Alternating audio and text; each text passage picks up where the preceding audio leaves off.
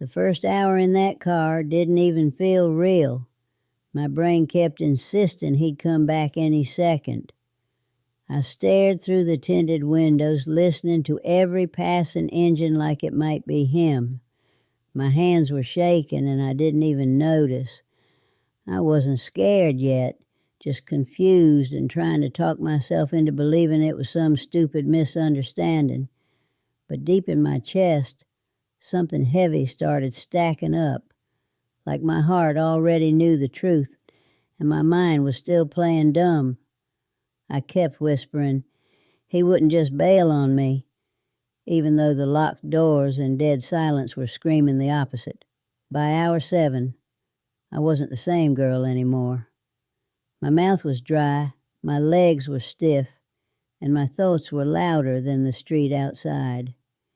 It felt like the whole car was closing in, like I was being slow crushed. The betrayal didn't feel dramatic.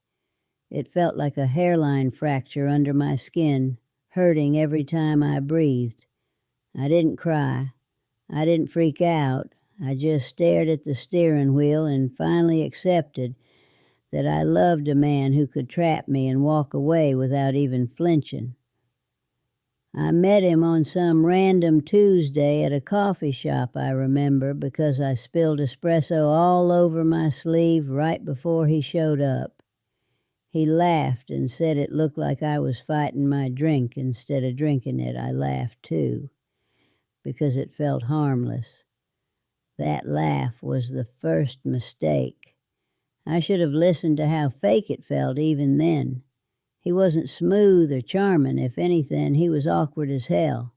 Kept rubbing the back of his neck. Eyes everywhere except on me. I thought that meant he was shy. Turns out he was just unpredictable and weird. And I mistook that for softness. He accidentally dropped his phone near me just so I'd pick it up. Called it fate. I thought it was cute. Now I know it was calculated. He liked situations where he got to control the next move. Our first date was quiet and sweet. He listened more than he talked, asked questions that made me feel interesting. At one point, he said he was lucky I gave him a chance. I didn't realize that sentence was a leash, like I owed him something just for existing. The first red flag showed up fast. He didn't like me talking to male co-workers. He wrapped it in fake concern every time. I just don't want you getting played. I called it jealousy. He called it love. It was neither. It was control. Slowly, he built a world where everything was about him. My friends, bad influences, my hobbies, pointless distractions. Even silence wasn't mine. If I didn't text back fast, I was cold. If I replied immediately, I was clingy. No matter what I did, I was wrong. So I kept adjusting, thinking maybe it was my fault. He made sure I felt like he was the only one who truly got me. And I believed it, because I was worn down from defending myself. He'd apologize just enough to keep me hooked, hold my face, look in my eyes, say, "No one will love you like I do." I thought it was romantic. It was a damn warning. Then came the sweet phase. Good morning texts, coffee deliveries, random "you're beautiful" messages. I let myself forget the bad parts. That's how you get trapped. The softness hits reset on your memory, just long enough for new damage to stick. He never yelled. That would have been too obvious. Instead, he went silent. Hours, sometimes days, just ghosting me on purpose so I'd panic. I'd apologize for things I didn't even know I did. He loved the power of watching me beg. One night, he told me he didn't feel safe unless he knew where I was every hour I called it caring. Now I know that's not love. That's surveillance. I was being trained without even noticing. Every time I questioned anything, he had a calm explanation, ready, gentle voice, logical tone. I told myself, He's trying. Reality check? I was the one trying. I was doing all the emotional work while he kept changing the rules. I didn't realize how deep he'd gotten into my head until the day it all clicked. I replayed every moment and saw the same pattern.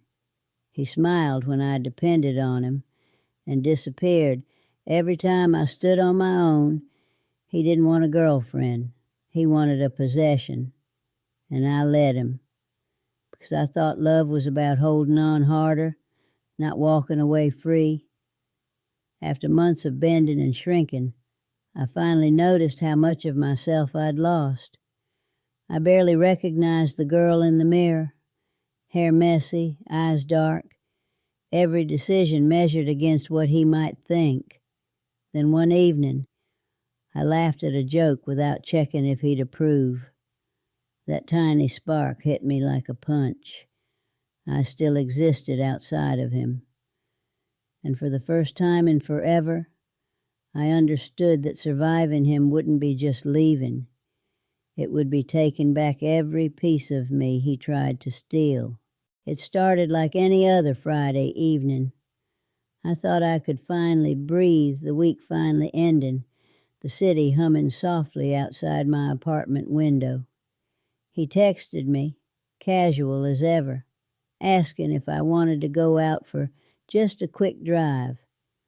I should have said no. I should have trusted the tight knot of warning bells in my chest. But something in me, maybe old habit, maybe the ghost of hope I'd been clinging to, made me nod. We met in the parking lot, and for a moment, everything felt normal. His smile, that easy charm I'd once mistaken for innocence, was there. He joked about grabbing coffee, about traffic, about how the car smelled funny because he'd left his jacket in it. I laughed nervously, thinking this was just another small, harmless evening.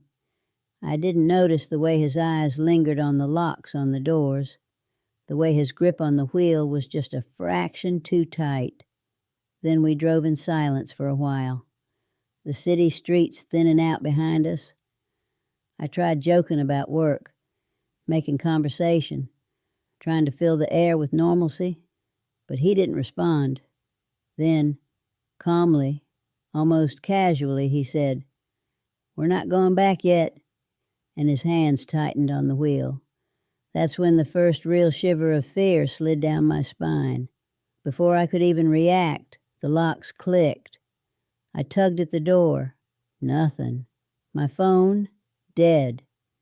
The realization hit me like a punch to the gut. I was trapped, and he had every intention of keeping it that way. The first 10 minutes felt almost normal. We drove slowly, the city lights blurring past, and I tried joking about work to fill the silence. Then he said, almost casually, "We're not going back yet," and my stomach sank. Before I could react, the locks clicked. My hands flew to the door handle. Nothing.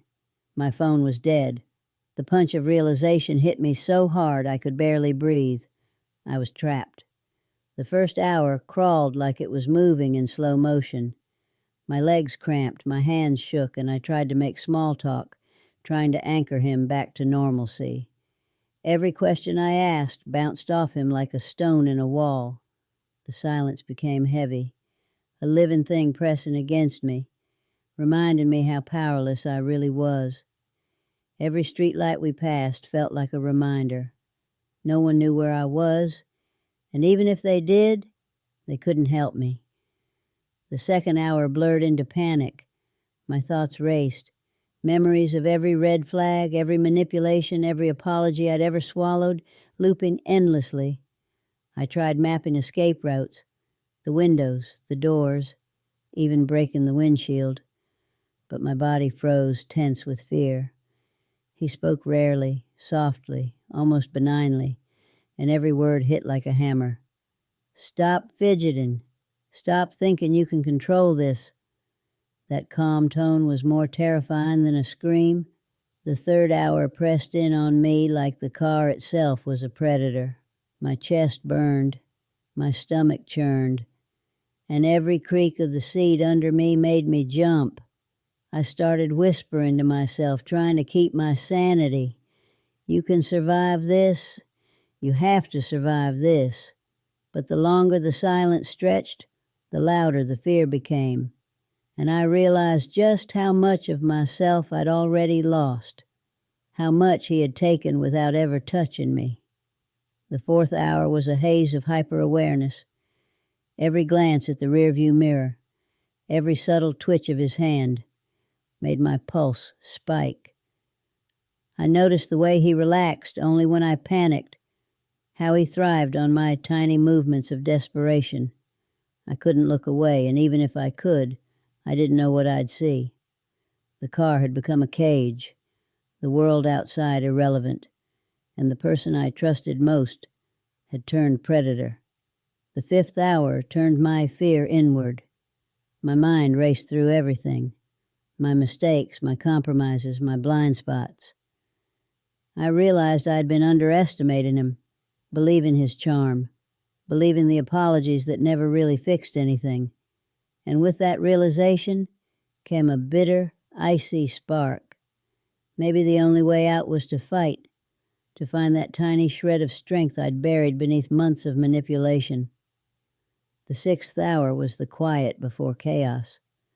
I had stopped begging, stopped trying to charm him, and instead observed. Noted every detail. Which hand he drove with, the pattern of his silences, the micro-expressions that betrayed impatience or amusement. The terror was still there, raw and gnawing, but it had morphed into focus, a dangerous clarity that whispered, "He hasn't won yet." The seventh hour hit like a storm. My muscles ached. My thoughts were jagged shards of panic. But I could feel it, the shift. He noticed me watching, analyzing, measuring, and for the first time, his smile faltered. He didn't say anything, but I saw it in the twitch of his jaw, the slight tightening of his grip on the wheel. The moment stretched, frozen, and I understood. Something was about to snap, and I wasn't sure which of us it would be. He didn't speak for what felt like an eternity, but I could feel the shift. His control was slipping, even if just slightly. I started noticing little things, the way he kept glancing at the side mirrors, the fraction of hesitation in his movements. I didn't have much time. Every second counted, and my pulse was screaming at me to act. I forced my mind into survival mode. My fingers itched to find a way out, any way out. I studied the locks, the buttons, the emergency brake, even the air vents. If I could just distract him for a second, maybe I could make a move. My heart hammered so hard I thought he'd hear it. But maybe that was part of my plan. A sudden honk from another car made him jerk his head. My stomach twisted, but I seized the moment, asking him a random question about a street we were passing. His brief glance at me, distracted, was all I needed to notice. The driver's side door wasn't fully locked. A spark of hope cut through my fear. I tried to stay calm, pretending I wasn't thinking about escape while my brain raced. I shifted slightly, testing the door handle, and it moved, barely, but enough to promise possibility. My heart leapt. Maybe, just maybe, someone would notice if I created a scene. Minutes dragged. Each moment was agony. I kept my eyes on him, watching for the pattern of his hands on the wheel. The slight twitch of his mouth, I realized if he caught me trying anything, I'd be worse off than before. But I also realized I couldn't wait forever. Fear alone wouldn't save me. Then, out of nowhere, headlights appeared behind us. A car speeding up, weaving past other vehicles. My stomach flipped. Could it be help? Could someone finally be noticing I was in danger? I prayed, quietly, almost inaudibly, that they had seen something. He noticed too. His jaw tightened, his knuckles white on the wheel. "Relax," he muttered, but the calm in his voice had lost its edge. I could see it. A flicker of panic hiding behind his eyes. This was my chance, and I didn't hesitate. I grabbed my phone, hitting buttons blindly. Somehow, miraculously, it powered on just as the other car pulled up alongside us. I rolled the window slightly and waved frantically, shouting. My voice was hoarse, cracking with panic, but it carried. The driver of the other car noticed immediately. They swerved closer, honking repeatedly, flashing lights. I felt a jolt of adrenaline so sharp it made me dizzy. Someone saw me. Someone finally saw me. He cursed under his breath, his hands gripping the wheel tighter. "Stop it!" he snapped. But I had nothing left to lose. I screamed, louder this time, banging on the window. My fear had turned to a desperate kind of courage. The other car's driver called the police, I realized, seeing them pull out their phone. My chest tightened in relief, but I didn't stop. Screaming, pounding, anything to keep attention on us. I couldn't risk him regaining control. Then, just as quickly as the first relief hit, my stomach dropped. He swerved, trying to block me, trying to isolate me from the help racing to us. I clutched at my seat, realizing this could go horribly wrong in a heartbeat. The other car wasn't backing down. They shouted something I couldn't hear clearly, but their persistence was enough. My heart soared. Reinforcements were here. I realized I wasn't alone anymore, that maybe, finally, freedom was within reach. Police lights appeared in the distance, blue and red flashing through the windows like salvation.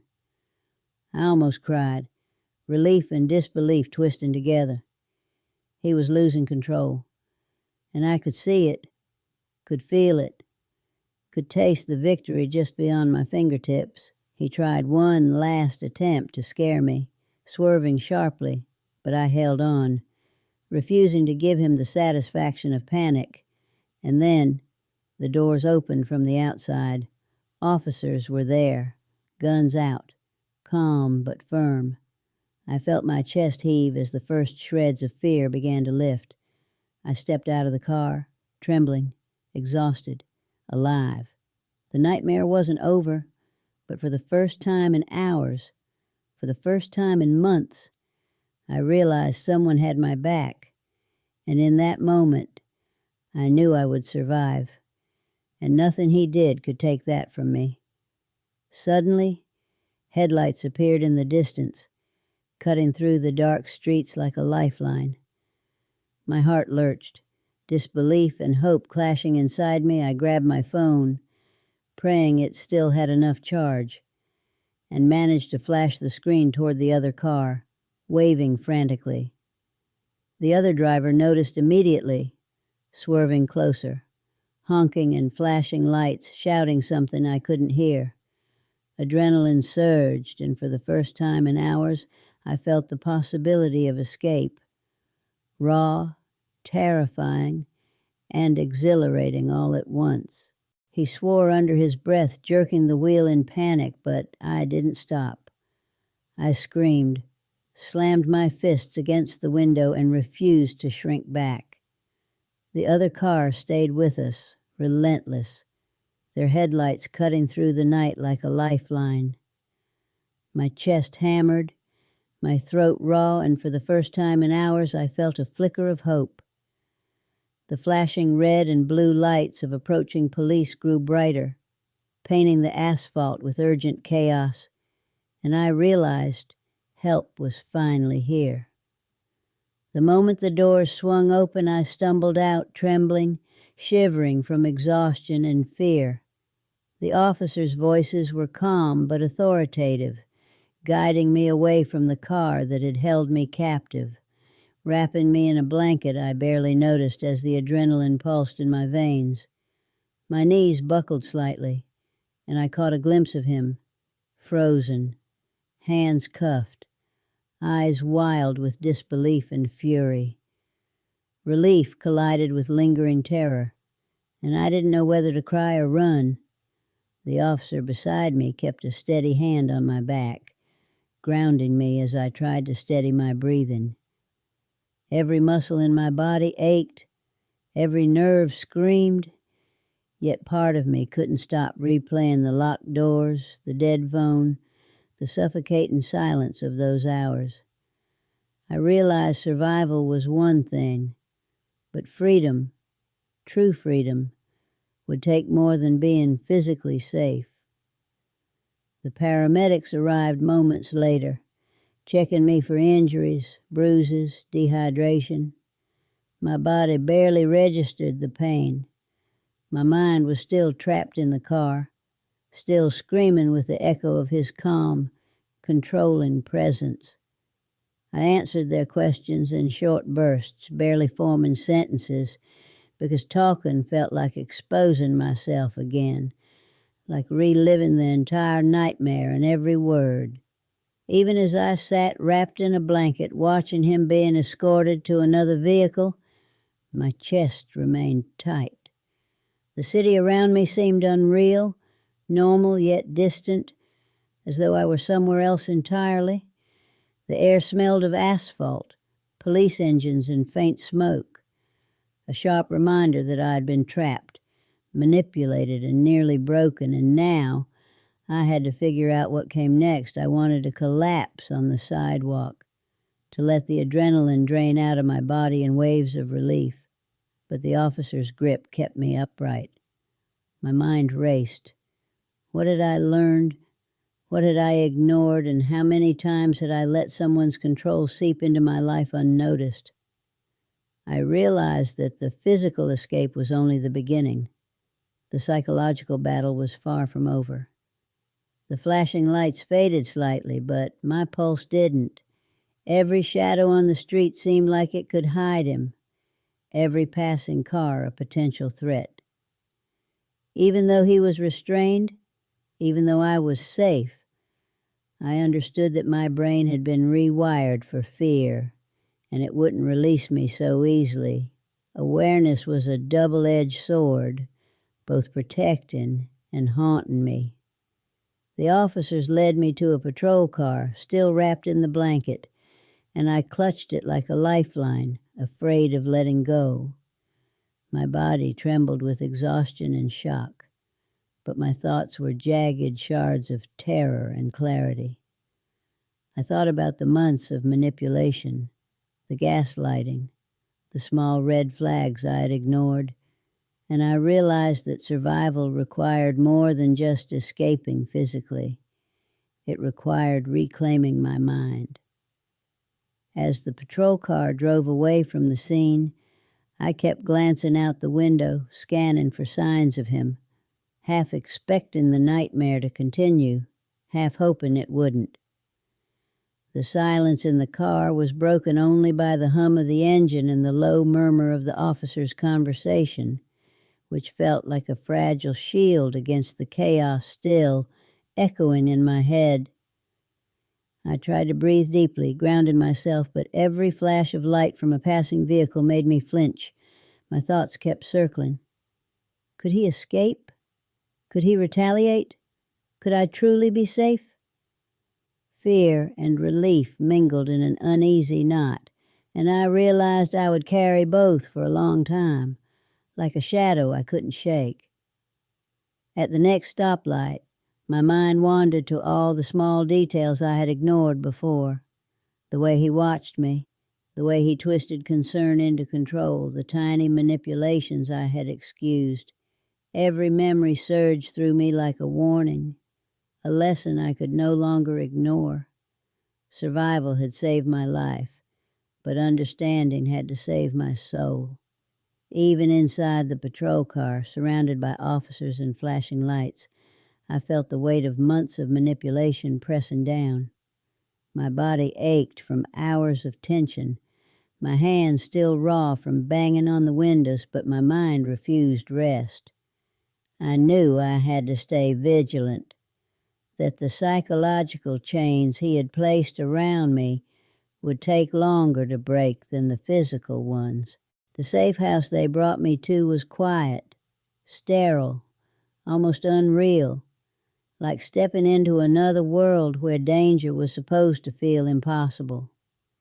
I moved inside slowly, wrapped tightly in the blanket, every muscle still trembling, every heartbeat a reminder of how close I had come to losing control. The sudden calm made my head spin. The air was clean, the lights soft, but my mind raced faster than my legs could carry me. I was physically out of the car, but mentally I was trapped in it still, replaying every detail, the way he had smiled when I panicked, the precision of his silence, the subtle twists of his control. Even as the officers explained the next steps, filing reports, contacting friends and family, preparing statements, I realized survival was only the beginning. The fight wasn't over. He was restrained, yes, but the shadows of control lingered in my mind, wrapping around every thought. I felt a shiver that was equal parts fear and determination, knowing I had survived, but understanding the work to reclaim myself was just beginning. The paramedic stayed with me for a moment longer, checking my pulse and making small talk, but I could barely hear the words over the thunder in my chest. My hands shook so violently, I had to clutch the blanket like it was the only lifeline keeping me tethered to the present. Every inch of my body screamed exhaustion, but my mind refused rest, cataloging every risk I had survived, every close call that could have ended differently. I finally sank onto the edge of a couch, letting my legs give way under me, but the trembling didn't stop. My eyes darted to the windows, to the doors, even to the blank walls, searching for threats that weren't there. Remnants of a terror that had become instinct. I realized then that the cage wasn't just the car. It had been my mind, too, and it would take longer to escape than it had taken to survive physically. Minutes passed, or maybe hours. Time had lost its meaning. Every sound made me jump. A car door slamming outside, the distant hum of an engine, the faint creak of a vent. I couldn't shake the feeling that he could appear from anywhere, that at any moment the nightmare could resume. Even restrained, even caught, his shadow lingered inside my thoughts. The officers moved quietly around me, speaking in low tones, coordinating with dispatch, but I could only focus on the rhythm of my own breathing. Each inhale and exhale was an exercise in grounding myself, forcing my mind to remember that this place was safe, at least physically.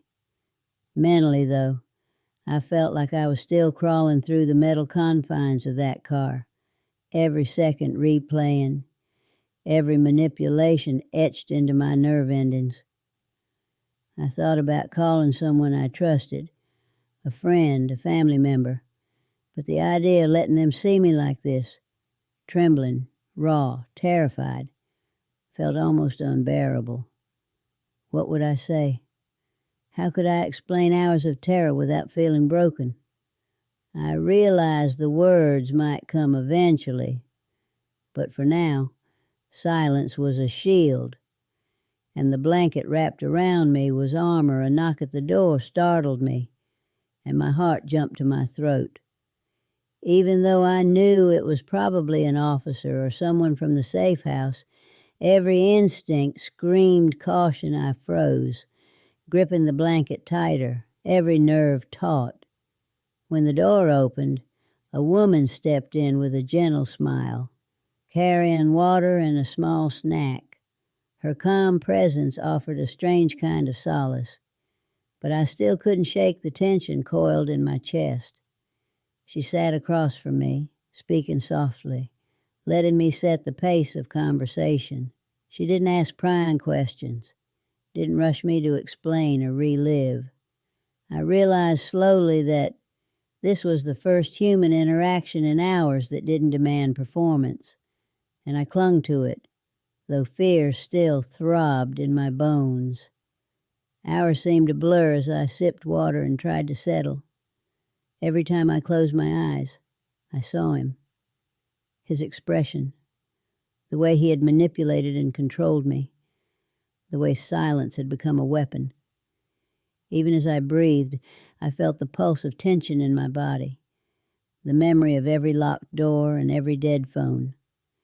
I was free physically, but mentally, the cage had left its mark. The officers returned periodically, giving updates on the reports, the status of his arrest, and the next steps for protection. I nodded automatically, not really processing the details. My mind half elsewhere, I realized that even though he was caught, I had to rebuild boundaries, reestablish trust in the world, and learn to move without fear guiding every step.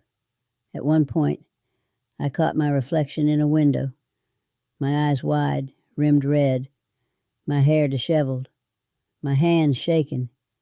The image felt like a stranger looking back at me. I barely recognized myself. Part of me wanted to look away, to hide, to retreat into the safety of the blanket. But another part, a raw, fragile thread of strength, whispered that this was the first step toward reclaiming my life, even as dawn crept through the blinds, painting the room with pale light. I felt no comfort. The shadows of the previous night clung to the corners of my mind, whispering warnings I couldn't silence. Every creak of the house, every distant honk, made me flinch. The blanket was still wrapped tight around me, a fragile barrier against the world that suddenly seemed unfamiliar and threatening. The officers came back with updates, letting me know he had been processed and that protective measures were in place. Their words should have eased me, but all I could hear was the echo of his voice, the way he had controlled and measured every reaction I had. Even in restraint, he had left a mark that no handcuff could erase. I tried to call my best friend, my hands shaking as I dialed the number, but my mind froze halfway through. What if I broke down completely on the phone?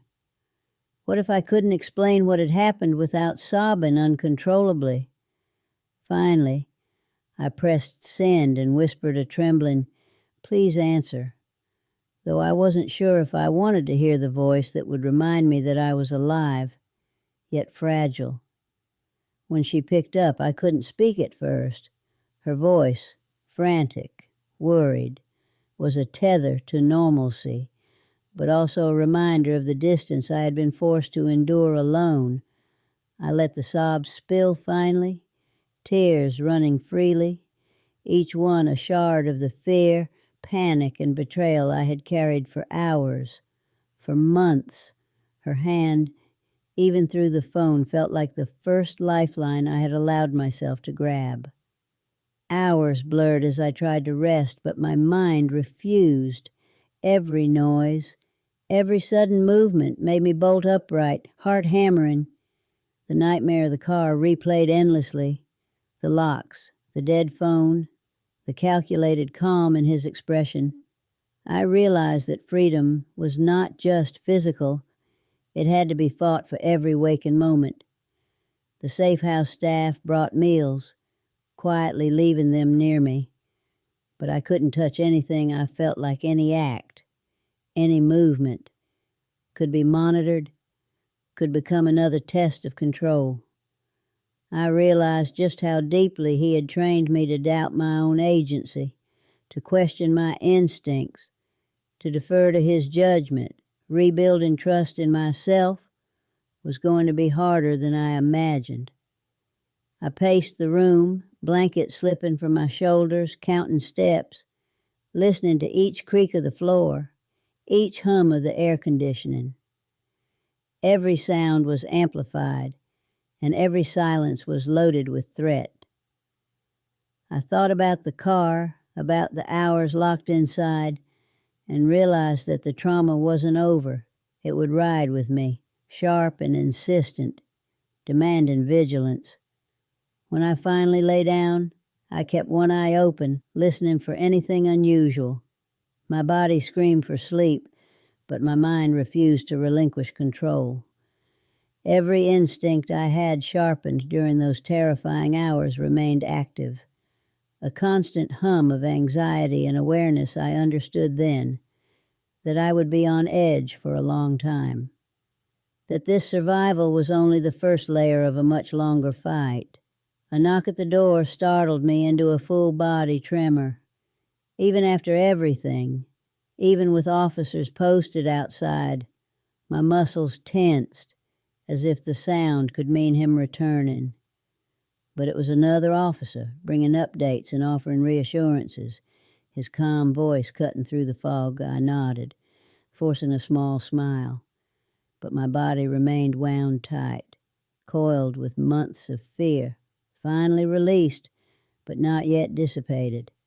I realized I needed to reclaim some semblance of normalcy. I texted a friend to let them know I was alive. But the act itself, typing, sending, waiting, was exhausting, fraught with anxiety. Would he try to contact me? Could he manipulate, gaslight, or intimidate even from custody? The questions churned endlessly in my head, a reminder that survival wasn't a clean break, but a constant vigilance.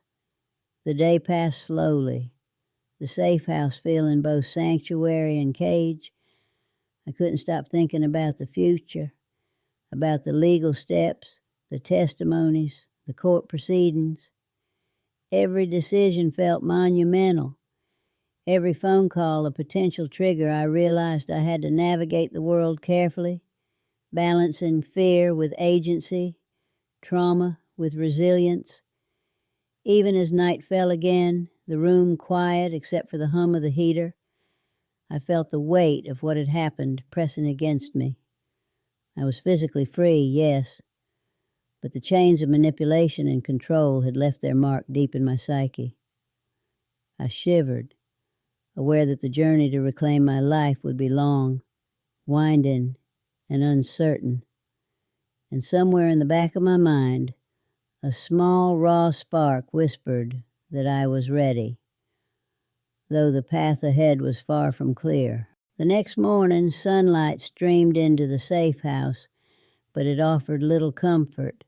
My body still ached, and my mind buzzed with memories of the car, the locked doors, the hours of helplessness. I wrapped the blanket tighter around my shoulders like armor as I prepared myself to take the next step, talking to someone I trusted face to face.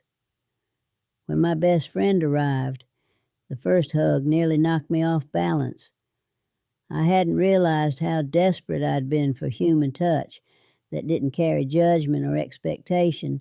She held me tightly, whispering reassurances, and for the first time in hours, maybe days, I let myself cry without guilt, without fear, without shame. We spoke slowly, carefully, my words coming in fits and starts. Every sentence reminded me of the manipulation I had endured, of the twisted ways he had convinced me to doubt myself. But I spoke them anyway, and each word was a small act of reclamation, a reminder that my voice still mattered. The officers visited again, walking me through what would happen legally. Court dates, statements, and evidence collection loomed ahead.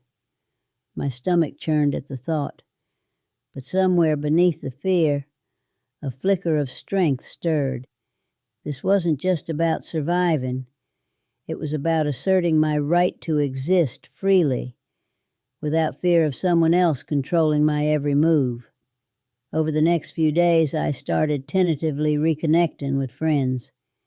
Each conversation was heavy, layered with disbelief, concern, and questions I wasn't sure I could answer. But speaking aloud, letting my experiences exist in the world beyond my head, became a small source of power. Every "I'm here for you" was a thread I could pull. Weaving a safety net beneath me, therapy sessions began next.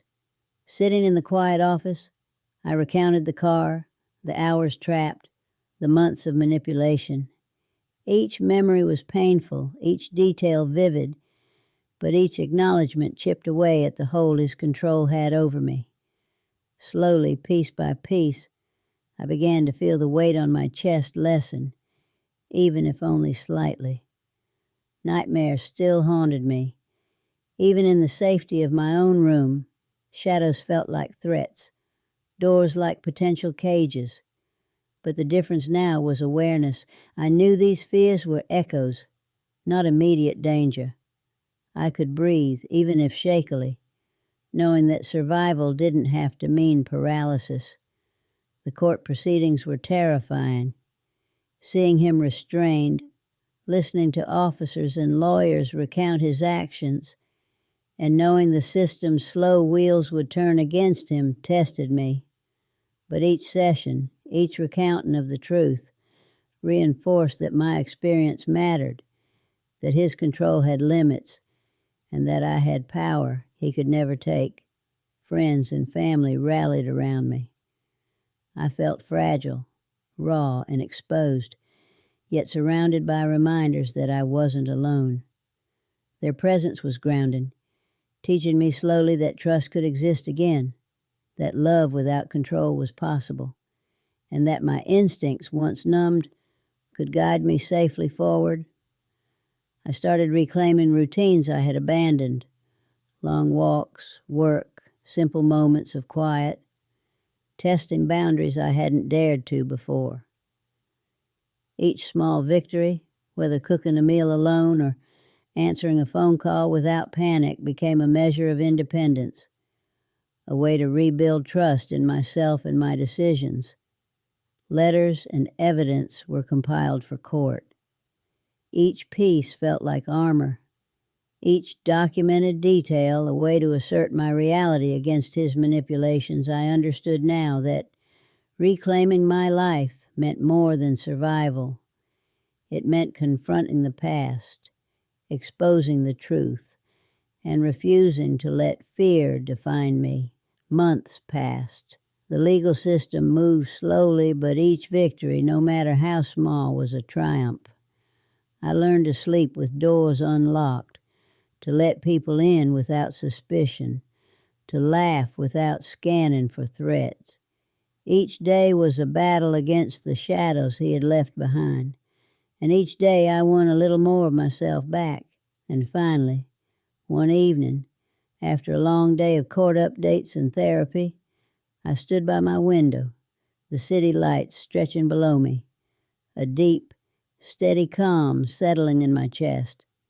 I realized that the terror of that car, the manipulation, the fear, all had their place in my story. But they no longer controlled the narrative. I let out a long breath, feeling the pulse of life in my veins, the quiet strength that had carried me through hours of darkness.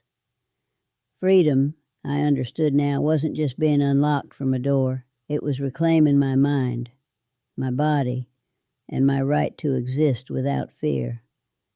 And as the night stretched quietly around me, I knew I had finally begun to truly live.